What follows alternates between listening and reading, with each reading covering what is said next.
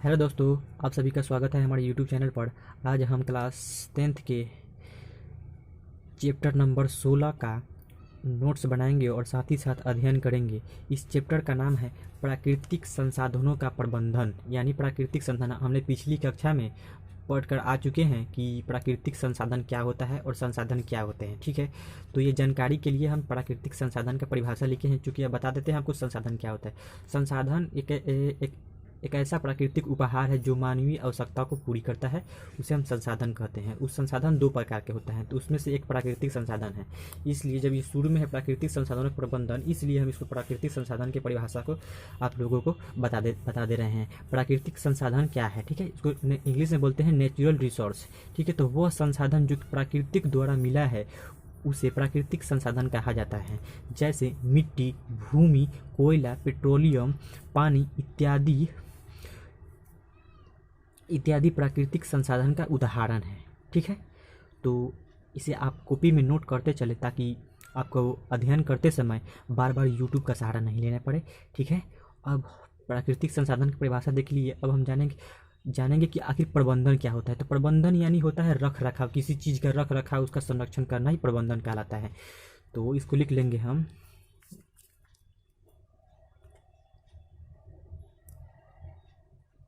प्राकृतिक संसाधनों का रख रखाव ही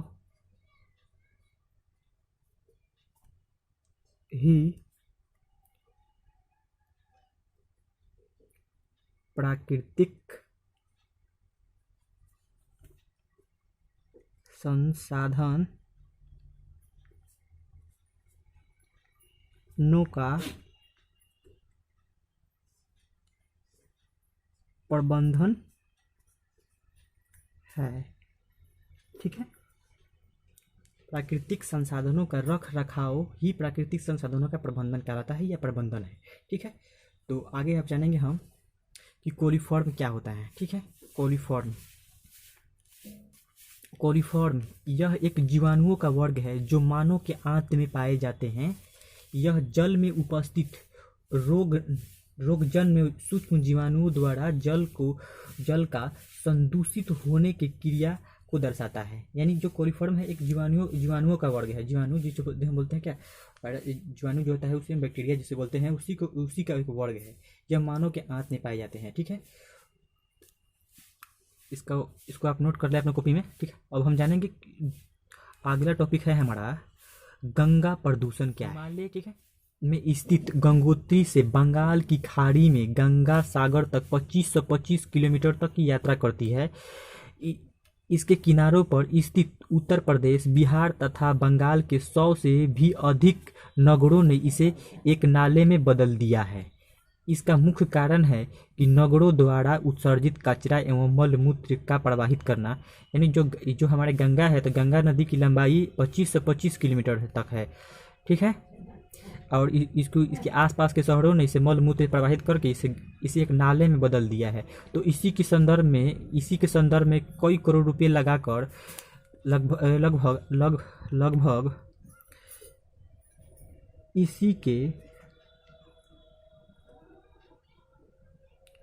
संदर्भ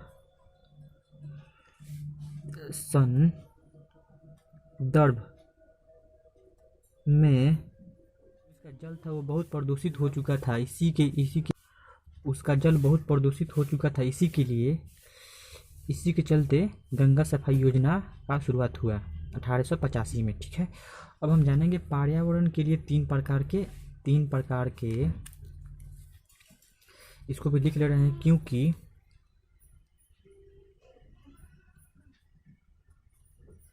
क्योंकि गंगा का जल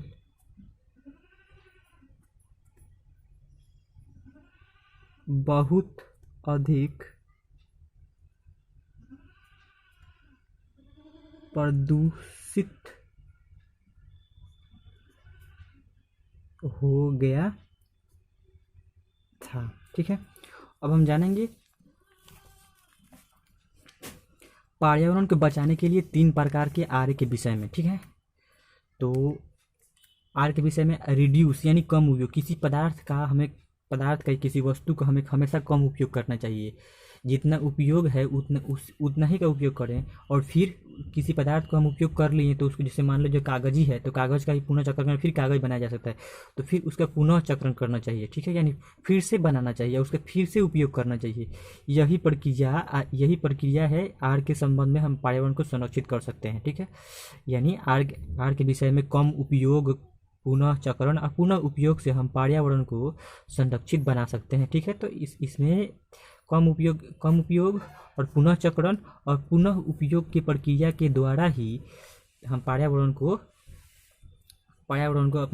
को बचा सकते हैं प्रदूषित होने से, ठीक है। हेतु अमृता देवी बिश्नोई राष्ट्रीय पुरस्कार की व्यवस्था की है। यह पुरस्कार अमृता देवी बिश्नोई की सम्मान में दिया जाता है, जिन्होंने 1731 में राजस्थान के थे, ये राजस्थान के थे। तो 1731 में जोधपुर के पास एक खेजरीवाल गांव में खेजड़ी वृक्षों को बचाने हेतु 363 लोगों के साथ अपने आप को बलिदान कर दिया था। 363 लोगों को अपने आप के साथ बलिदान कर दिया। इसीलिए उन्हीं के सम्मान में भारत सरकार ने पिछले कई दिनों से जीव संरक्षण हेतु अमृता देवी बिश्नोई राष्ट्रीय पुरस्कार की व्यवस्था की है। इन्हीं के संदर्भ में और इन्हीं के सम्मान में दिया जा रहा है राष्ट्रीय जीव संरक्षण हेतु अमृता देवी बिश्नोई की राष्ट्रीय पुरस्कार की व्यवस्था की गई है, और इसी के सम्मान में दिया जा रहा है लोगों को, ताकि लोग अधिक से अधिक वृक्षों का बचाव करें, अधिक से अधिक वृक्षों का रोपण करें, ताकि पर्यावरण हमारा शुद्ध रहे, ठीक है। हिमालय राष्ट्रीय उद्यान के सुरक्षित क्षेत्र में किस चीज़ का वन है? तो एल्पाइन के वन है, जो कि भेड़ों की चरागाह थे। पहले भेड़ों की यानी चरागाह, वहाँ पे भेड़ों की चरागाह था, ठीक है। अब हम अगला पॉइंट को देख लेते हैं क्या कर रहा है। अगला हमारा टॉपिक है कुल। तो कुल होता है जो एक प्रकार की सिंचाई की व्यवस्था है, यानी सिंचाई प्रणाली है। जैसे हम लोग सिंचाई प्रणाली तो वही सिंचाई की व्यवस्था। लगभग 400 वर्ष पूर्व हिमाचल प्रदेश के कुछ क्षेत्रों में नहर सिंचाई की स्थानीय प्रणाली व्यवस्था का विकास हुआ। इसे ही कुल कहा जाता है, ठीक है। जो 400 ईसा पूर्व बहुत पुराना बात है ये, लगभग हिमाचल प्रदेश में। तो यह प्रश्न हमारे बिहार बोर्ड की परीक्षा द्वारा पूछा जा सकता है कि हिमाचल प्रदेश में कुल का व्यवस्था कितने वर्ष पूर्व किया गया है? तो 400 वर्ष पूरा किया गया है। आज के वीडियो लेक्चर में इतना ही। हम कल जानेंगे कि दावेदार क्या होता है। तब तक के लिए धन्यवाद। मिलते हैं एक और नए वीडियो के साथ। अगर वीडियो अच्छा लगा है तो लाइक और सब्सक्राइब और शेयर जरूर करें। Thank you.